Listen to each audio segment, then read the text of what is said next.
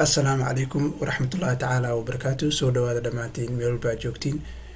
haddii ayna horey noola joogtay waa ku mahadsan tahay. haddii aad nagu cusub tahay filan soo dhawo.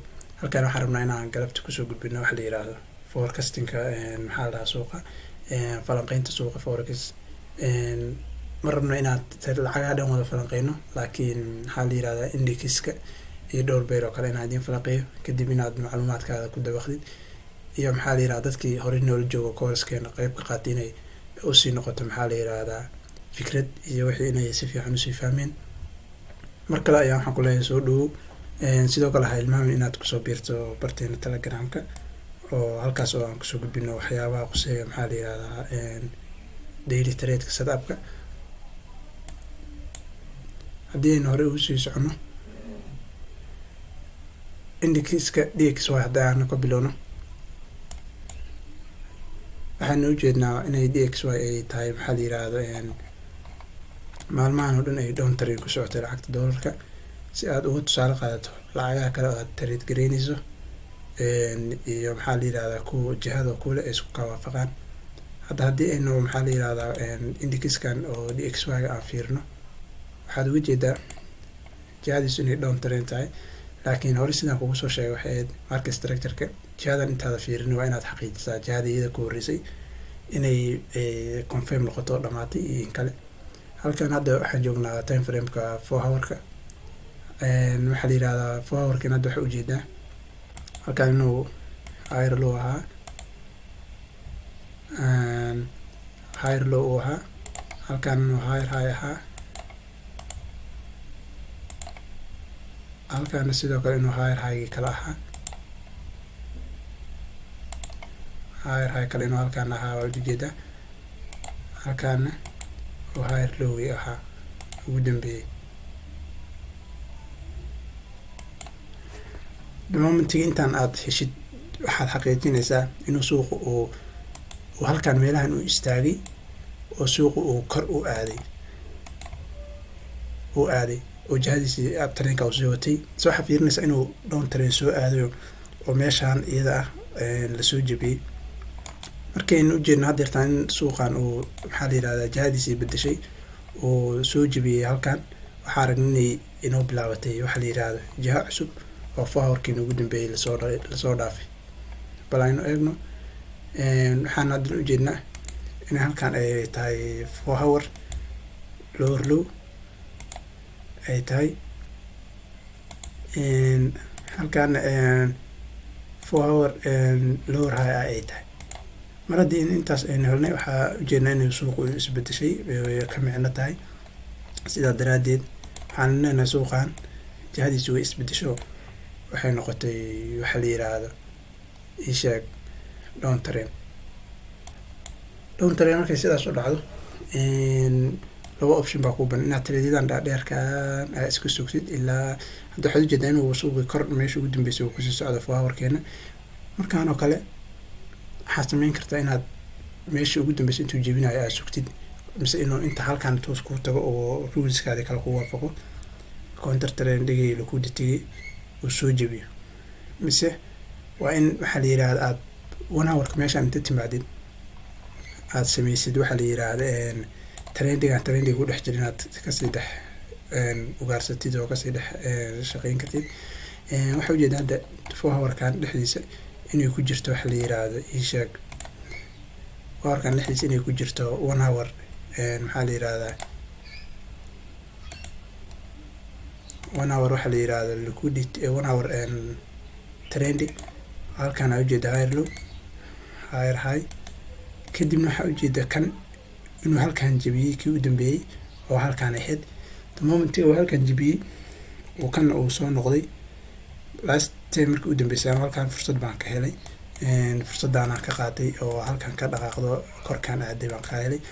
sababtuna wax kale maahan 1 hour-kan marka arkay la jebiyey kii dambe waxaa la yiraahdaa waxaan ma suginin intuu hoos iyo wax kale u soconayo mise kon ruliskayga intii kale waafaqay. halkaan liquidity waad ujeedaa inaan ka helay, halkaana uu jebiyey counter trend-gii soo noqodka halkaan ku soo noqday trade-kii halkaan ka galay, halkaas ayuu ila gaaray.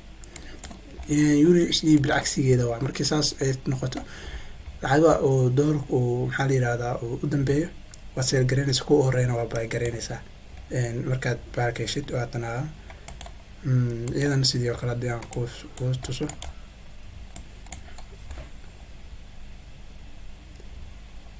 waxaa ujeedaa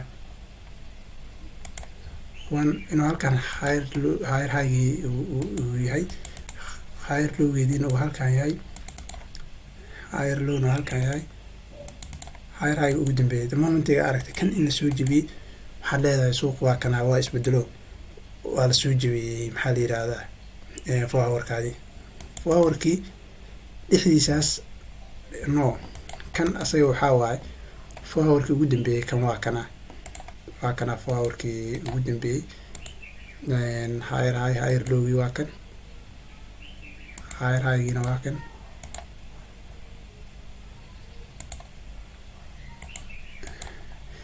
inta marka waxay noqonaysaa 1 hour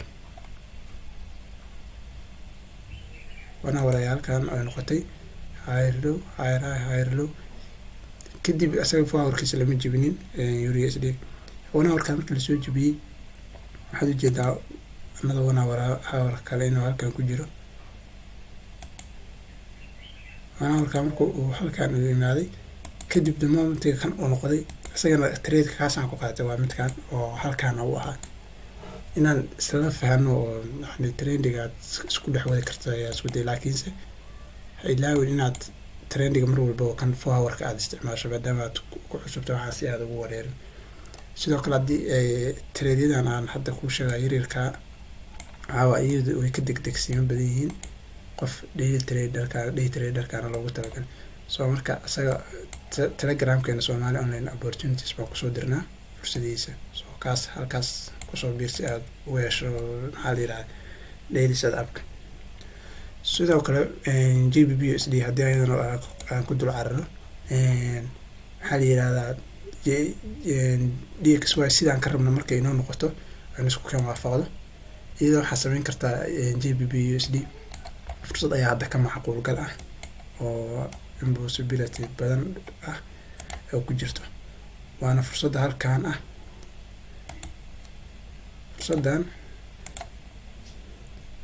fursaddan waaye sababtay ku imaatayna wax kale ma ahan.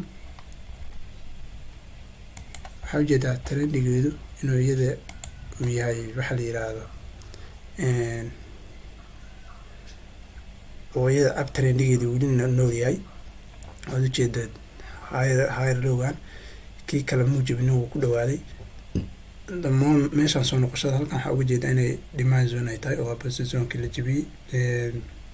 maxaa la yidhaahdaa kandaladii moveka ay ka kaceen kadib waxaa sameynaysaa meeshaan liquidity-gana waa ujeedaa halkan liquidity waa ku jira oo bottom ah.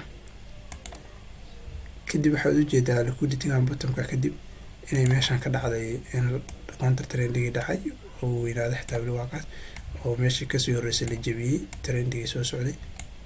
kadib soo noqoshada kandalkii ugu dambeeyay waa kan kandalkan hadda inuu afkiisaan lagu soo noqon rajeynayna waa isla agaan meeshaan zoom ku yaalo. kadib dhammaantiga halkan la yimaado tradeku wuxuu horey lagama galaayay asagana waxaa la sugin inuu kor u noqdo uu jebiyo korkaan kale markuu kadib soo noqdo tradekaa waa ku xal asagana oo gali karta. asaga tradekaas weli waa trade hadda dhici karo macquul ah waay. sidoo kalena ha ilaawin dhanka kale halkan waxaa ku jiro maxaa la yidhahdo ii sheeg maxaa la yidhahdaa 1 hour trendy oo higher low markuu higher highgiisa kana higher high uu yahay. meeshaan ay kandalkii iyo wixii kale ka heshay meeshaan iyadana marka lagu laabto ay ilaawin inay noqon kartaa trend yar ayaa geli kara sababtoo marka halkan la tago hadda already ayada waan lasoo jebiyey oo confirmationkii kale aa gashid idana trade-ka aad ka celin kartaa hoosna waa usoo raaci kartaa intuu imaanayo kadib trade-ka weynaa halkaas kanaadinaysaa. sidoo kale taas trade-ka hadda ishaan ku haya si aad noola socota asagana imoo waxaa la yidhaahdo telegramka Somali online opportunities ku qor. sidoo kale hoos baan kuusoo dhigin waa ka heleysaa insha allah meeshaas markaan soo dhigo waad la socon doontaa hadda aad aragtid. sidoo kale haddii indikisku aad saas u falanqeysid marba waxaa waaye waxa kalena adaa raba inaad isku wada dabartid sababtoo wixii oo dhammaystiran baa idin duubay meeshaan idin soo geliyey. wixii hadda ka dambeeya waxay noqonaysaa waxaa la yidhaha casharaantan wax advance aan u hadalno oo qof bilow wax uga hadlo ma noqon doonto. So si aysan kugu adkaaninba casharaanta usoo kala daawo telegramka iga soo qoy wixii kugu adkaada insha allah waa kaa caawin doonaa. iyadana indikiska oo Japan ingiriiska JBP iyadana waa sida oo waxaa ujeedaa hadda trade-ka hadda JBUSD markaan falanqeyno intii aan ka falanqeynayna halkan ku jira iyadana trendigooda waa uptrend. So meeshaan iyadana markii limaad sidii baad ula macaamileysaa oo waad ka faa'iideysan kartaa. sidoo kale euro index iyadana jahwada inaad ku sheegaa muhiimada jahada hadaad fahantid waxaan kale waa fahmaysaa isdhihin xagga maxaa la yidhaha waxaan si degdeg yihiin iyo waxaas niyada gashan. iyadana waxaa la yidhaahda indexka euro iyadana waxaa ujeedaa inay uptrend tahay inay tahay sorry iyadana uptrend inay tahay arkaysaa. meeshaan marka waxay noqonaysaa meesha aad trade-kan ka sugaysid haddii lagu dhati iyo waxyaabihii kale lasoo helo meeshaan laga jabiyo uu uptrend kusii socon karo ilaa iyo haygan karona uu tegi karo. waxaa la yidhaahda haygan oo fursad fiican ayaa halkan ku jirta marka meelahan la imaado inuu suuq meel uu ka kici karo ay tahay baan ujeednaa oo waxaa la yidhaahda ilaa korkaas uu aadi karo. iyadana waa waxaa la indexka euro oo intaas intii dhexaysa ayaad ka raadinaysaa. sidoo kale waxaa la yidhaahda New Zealand Soria listiga iguma jirin Australia igu jira Australia sababtoo New Zealand ugu tagay wax kale maahan oo isku dhex yaacsantaa lacagteeda. so wixii trade yar aan kalena dee halkaas aan kusoo dirayna wixii kalena dee wax inta meeshaan lagu soo diro trade qof sugi karo isku halaya ma Australia iyadana sidiisii lamida uptrend weeye lacagtaan lacagaha kalena ee ugu horeysana waxaa la yidhahdaa si bilcagsigeeda uga faa'iideysanaysaa kuwa dambeysana waa ku dabaqaysaa. iyadana waxaa sameynaysaa halkan waxaa ujeedaa inay weliba demand zone tahay oo opposite zoneka aan la jibiyey. meeshaan hadda iyada waxaa uga fiicantaa lacagaha kale liquidity waad iyadana ku heshay oo waa tanaa liquidity oo bottom aad ku heshay. iyadana waxaa sugaysaa markii the momentiga halkan la yimaado inuu suuq abdo ay korkaas u aado cabirkan waxaa ka tusaale qaadanaysaa intii markii hore ay dhaqaaqday oo ah kan. waa mahadsantiin saaxiibayaal saddexdaas beer ayaan rabin aan indikis ayaa reer falanqeynteeda in la wadaago.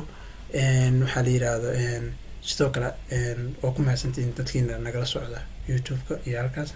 sidoo kale inaad waxaan rajeynaya subscribe halkan soo dhacdo aad nagala socoto wixii informationa telegramka ayaa inoo balan. asalaamu calaykum waraxmatullahi tacaala wabarakaatu.